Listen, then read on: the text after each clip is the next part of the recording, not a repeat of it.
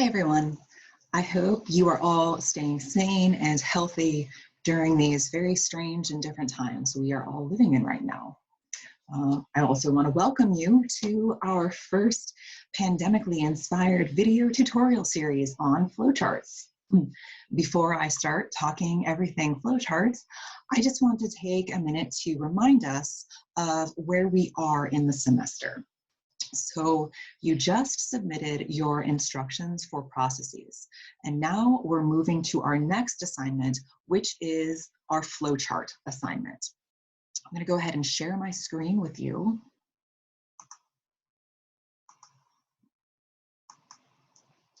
Okay. So your flowchart assignment is a team-based assignment. Your instructions for processes, you each individually wrote those and submitted them individually on campus.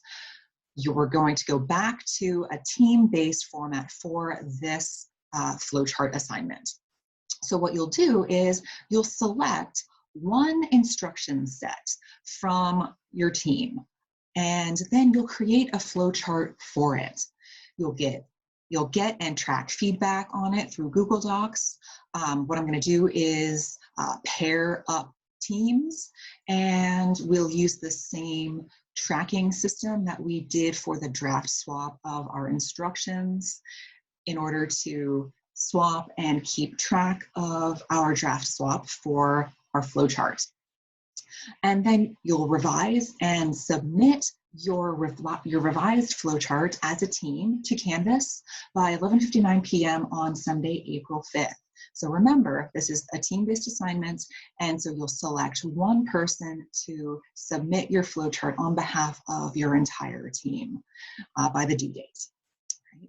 So if there are any questions, you can always go to our Canvas site, which has a more detailed description of this assignment, and I am always available for questions whenever you need them. You can hop into our optional class meetup. I'm going to be there every Monday, Wednesday, and Friday during our regular class times. So if you've got any kind of question, please do not hesitate to just hop in there and ask.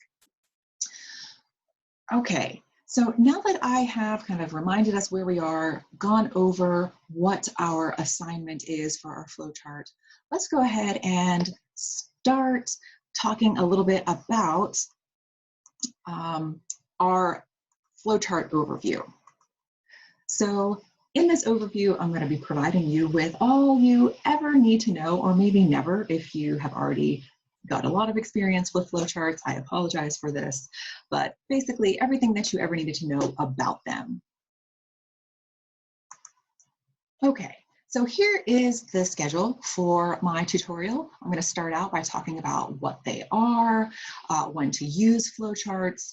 Then I'll talk a little bit about their basic kinds, symbols, and components.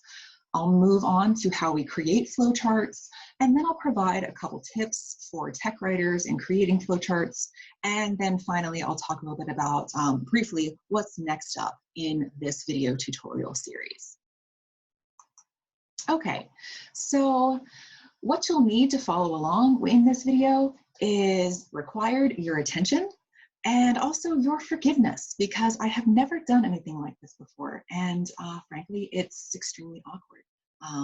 And I feel very uncomfortable and stupid while I'm talking. So forgiveness, please. And finally, optional are your textbook, because I'm going to be talking a little bit about some of the tips coming from it from page 120 to page 121. And if you want to take any notes, your note-taking stuff. Okay, so let's start with what flowcharts are. Basically, in the simplest terms, a flowchart is a diagram that describes a process or processes. And these diagrams are composed of geometric shapes that are often rectangular, they're connected by arrows, or flow lines. Each shape it contains information about a step in a process. And in such way, the shapes help keep the information of a process concise. Flow lines, or those arrows, in turn, they serve to signify the direction or flow of the steps in a given process. So let's just take a look at a quick example. Let's say that you need to write up instructions for the first step to clean your home, which is deciding whether to throw away or keep an item. And this is courtesy of Marie Kondo's cleaning method. If y'all aren't familiar with that, you can Google it. But basically, here we have on this screen a comparison of the text-only instructions and those same instructions presented with the help of a flowchart. So our text-only instructions here read, follow the following steps.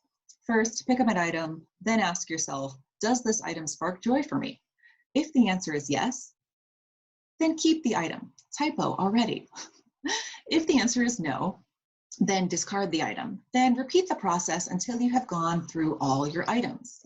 So here you see a visual representation of those instructions as a flowchart. And in this case, our flowchart is not that helpful because the text-based instructions are already quite easy to follow. But as you can imagine, for processes with numerous steps and complex rules, flowcharts can be a powerful tool to describe processes clearly and concisely. So when do we use a flowchart, right? We typically use flowcharts when we want to document a process, when we want to visualize instructions, when we want to present a solution, design a system, or explain a decision-making process. For our intents and purposes, we are working to document a process, visualize instructions, and there might be some decision-making that goes along with our instructions.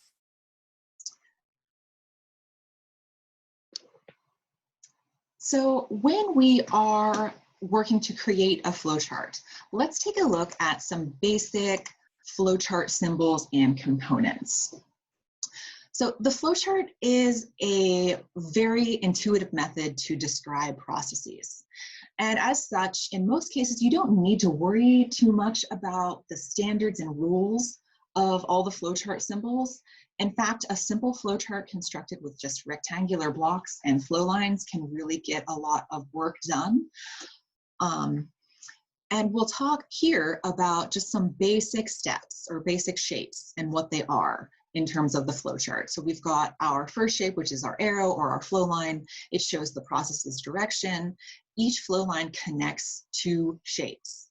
We've got our terminal, which is represented here as an elongated oval. And it indicates the beginning or end of a flowchart.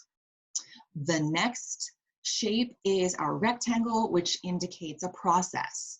It represents a step in a process, and this is the most common component of a flowchart. The diamond represents a decision, which is, it's a step in the process where you have to make some kind of decision. It's commonly yes or no, or true or false. So if we go back to our simple instructions for cleaning your home, we can see these different symbols being played out here.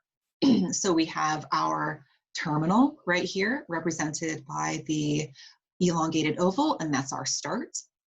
We've got our flow line, which is directing us to the next thing that we need to do, and this is our process, right? This is what we need to do. We need to pick up an item. Then we come over here, and here's where we need to make a decision. We need to figure out whether or not this item sparks joy for us. If it does, then we come over here and we keep it. But if it doesn't, then we follow this no line and we throw it away. Right? So you'll see that we've got these rectangular, the rectangular shapes are indicating those processes, right? Those actions that you should do. You pick it up, you throw it away, or you keep it, right? So this simple flowchart is really helpful in just kind of seeing how a basic flowchart can work. And here we've got two different kinds of flowcharts. Right? Flowcharts can be open systems or they can be closed systems. With an open system, that means that the process or instructions that you are trying to describe has a start and a finish. So here, our example comes from a psychology experiment. And we start out here with our participants who are 210 college students. We move down to where they were randomly assigned to experimental conditions, and each group was then set up. We had the experimental group, we had the control group. Each of these groups went through different sessions during 1 week intervals, and that was our independent variable. And then we moved to our dependent variable, which stayed the same. And then after all of that, we get to the debriefing, and finally, the groups are compared. Results are compared. So we have that clear starting point with the participants and our clear ending point where results from both groups are compared. And over here, we have an example of a closed system. And this is a visual representation of the mitosis process. So you'll see here, we've got this kind of cyclical process being depicted to us. And we start here, and then we follow these arrows. We're taken to the different steps in the mitosis process, and we follow them all the way back up to where we began, and the process starts anew. So this is an example of a closed system, where it ends where it begins. And when it comes to determining which process your team will use, you'll want to make sure that you pick the one that best visually represents the instruction process that you're trying to present to your audience. And in many cases, that'll probably be an open system where you have kind of a clear start and a clear finish that you want your readers to follow through. Okay, so let's talk a little bit about how to create a flowchart. So one of the things, the very first thing that you want to do when you're thinking about creating a flowchart, sorry about that, is you first start out by mapping out the major steps. So I would encourage you to maybe like draw this out if you and your team want to, if you're using Google Docs. That would be a good way to start that out. Just kind of drawing what represents the most important steps in your process. Don't worry about the details just yet. Just kind of thinking about the major steps is a good tool for brainstorming. And it means that you don't need to have every detail of the chart worked out before you start drawing the diagram. In most cases, you can start with the starting block and continue working your way through the end of the process. And because flowcharts are read from left to right and from top to bottom, you start your first block at the top left corner of your workspace. So that gives you all the room on the rest of the page to start mapping out that process. Once you have mapped out the major steps in your process, then you'll start to key in little details, right? Fill in the remaining steps or sub-steps. And I recommend working in the natural order of the process, kind of going through how the person you're trying to direct would enact the process, right? And an optional step would be to style your chart with different shapes and color to make it easier to follow, but that's optional. Once you have filled in the remaining steps, then it's time to test your results and work through all the steps in your chart to make sure that they're clear and exhaustive, that you've written them out so they're easily understandable, but also in sufficient enough detail that your readers will be able to go through the steps and do what they need to do. You also want to make sure that there are no open-ended boxes, that you're kind of leading your reader into, just kind of a dead end. You want to make sure that every box, everything is leading somewhere. And you also want to make sure that when there is a decision point, that that you ensure that all options are covered for all possible scenarios. So this kind of involves you thinking ahead, thinking about the different possible ways that someone could interpret, or the different steps that they could take during your instructions, and making sure that all of those options are covered on your flowchart. Once you've done that, once you've tested your results, then you'll gather feedback. Right? So it's important to get feedback to make sure that your flowchart is accurate and helpful. And like I said, that it's not leading to any dead ends or inciting any kind of confusion in your audience. So for this week's attendance activity, we're going to do another draft swap. And like I mentioned earlier, I'm going to pair up teams. We'll share a draft of your flowchart and get feedback. We'll use the same Google Docs tracking system that we did last week for our instructions. And once you receive that feedback from your paired up team, make any necessary adjustments with your team based on that feedback. Then you'll save the document as a PDF or a PNG or a JPEG, and this will enable you to save it for not only future use, because you're going to put it in your manual when we work to assemble all of our documents at the end of the semester, but that's also how you'll submit it to Canvas, and you'll submit it as a team. Remember that one person will submit the document on behalf of everyone else and submit it by 11 p.m. on Sunday, April 5th. So now that we've gone over how to create a flowchart, that process in itself, let's talk a little bit about some tips for tech writers. And this is coming from your textbook on pages 120 and 21. So one of the things that your textbook mentions is to make the flowchart as simple as the process itself. And some of you have really simple processes that you're describing. Others have more complex processes that you're describing. But in any case, you want to make sure that you are providing clear and complete instructions. And what this is going to require you to do is to, break it down. Make sure that your instructions are broken down into the most basic steps needed for someone to enact this process successfully. And for this, we think that it's going to be easy to just kind of list the things that people need to do to complete a task. But if you think back to the beginning of the semester, when you had to write that set of directions for an international student to go get a cup of coffee from Haslam, which seems like years ago, goodness, not even in this lifetime anymore.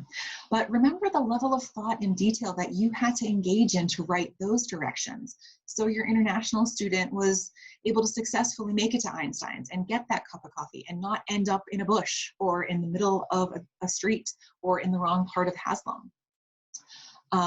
If we take a look at this flowchart example here, which is flowcharts making a toast, that totally has to be British because I don't think we call it a toast here in the US.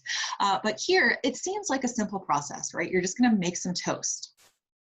But when we take a look, we see how we need to break it down into steps that we just kind of already assume, we kind of take for granted, right? Like maybe we have our start, maybe somebody keeps the toaster in a cupboard or, in the back of something, and they need to take it out, put it on the table. They need to plug it in. If it's some kind of fancy toaster, maybe they need to turn it on. I don't know who would have that kind of toaster, not me. And then you would set the toaster to the desired degree. You would, after you did that, place 2 slices of bread in the toaster. You push down the lever. You wait until the toast is ready. Here we get to a decision point, which is the bread brown enough? If it is, you move up and you wait till it cools. If it's not, you go back down and you repeat this step, which is you toast it again, right? And then is it brown enough? It should be this time, right? It's been toasted twice. So you wait for it to cool. And is it cool enough? If yes, take it out of the toaster. And then again, this has to be British. You spread toast. You put butter on your toast or peanut butter on your toast, whatever. And then you eat it. If it's not cool enough, you go back here and you wait for it to cool, and then you go through this process again. Right? But it's a really simple process, like making toast. But it's a good example of how detailed yet simple you need to be when you're creating your flowcharts. And you'll also see here how another tip from our textbook is to use the same shape in the same size for all equivalent steps or phrases, but different shapes for steps of phases of a different kind. So here we've got our terminal, we've got our start, and we've got our end. Those two are the same shape and color. Here, all of our rectangles are our process steps, right? You place the toaster on the table, you plug it in, right? You push the lever down. All of those process steps are represented by these rectangles. Then we get our decisions where we need to make some kind of choice as those rectangles, right? And those are these kind of really light orange rectangles. So we see how it can be really helpful to maybe color code and kind of present this information in a consistent manner. So each step of the process is represented in a similar way. Another tip from our textbook is to label each of the steps, right? That kind of seems self-explanatory. If you want to label each of the steps, make sure it's clearly written in the flowchart what it is you're asking your audience to do.